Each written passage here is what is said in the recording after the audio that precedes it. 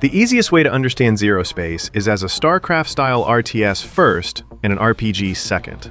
In every battle, you gather resources, build a base, produce units, expand across the map, and control an army in real time.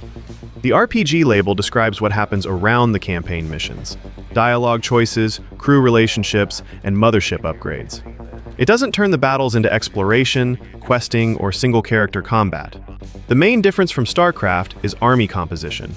You choose one of 4 main factions, then add a mercenary faction and a hero. That adds specialist units and abilities to the core roster, so 2 armies using the same main faction can still be built differently. That creates more army combinations, but ZeroSpace is still recognizably a traditional base-building RTS. So what do you actually get in early access? There are 13 campaign missions, 10 co-op missions, competitive skirmishes, and AI skirmishes with 8 difficulty levels.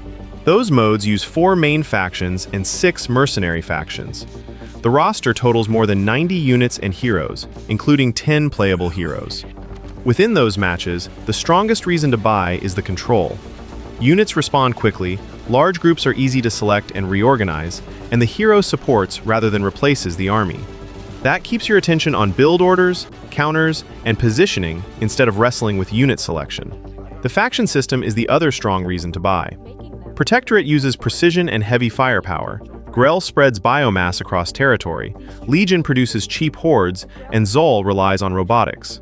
Your mercenary and hero choices then add specialist units and abilities without removing those basic differences. Outside competitive skirmishes, the campaign gives solo players scripted missions with crew decisions between them. Co-op uses the same base building and army control, but changes enemy factions, compositions, and objectives between runs.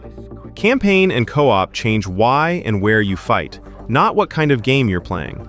The problem is that the controls are more consistent than the performance. Large battles, some maps, and the Galactic War strategic map can stutter, drop frames, or crash. Those problems also appear on systems close to or above the listed requirements. In an RTS, delayed input can decide a fight. Even when the frame rate holds, large fights can be hard to read. Similar unit silhouettes, dense effects, pings, and translucent interface panels can overlap. That makes threats harder to identify and precise unit selection slower. The menus in Galactic War map also take longer to understand at a glance than the main battle interface. Performance and readability are not the only reasons to wait. The early access campaign ends before the full story is complete. More missions, 4 versus 4 maps, and additional factions are planned, but they are not in the current build. The price is €36.89 with the 10% launch discount. The regular price is €40.99. That leaves 3 clear groups.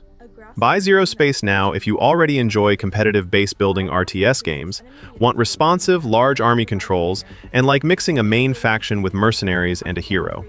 Do not buy it if the RPG label made you expect exploration, quests, or character-driven combat.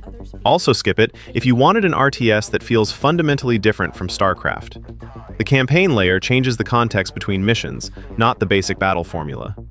Wait if performance problems and crowded fights would spoil competitive play for you. Also wait if you want the complete story and planned 4 versus 4 maps before paying the regular price.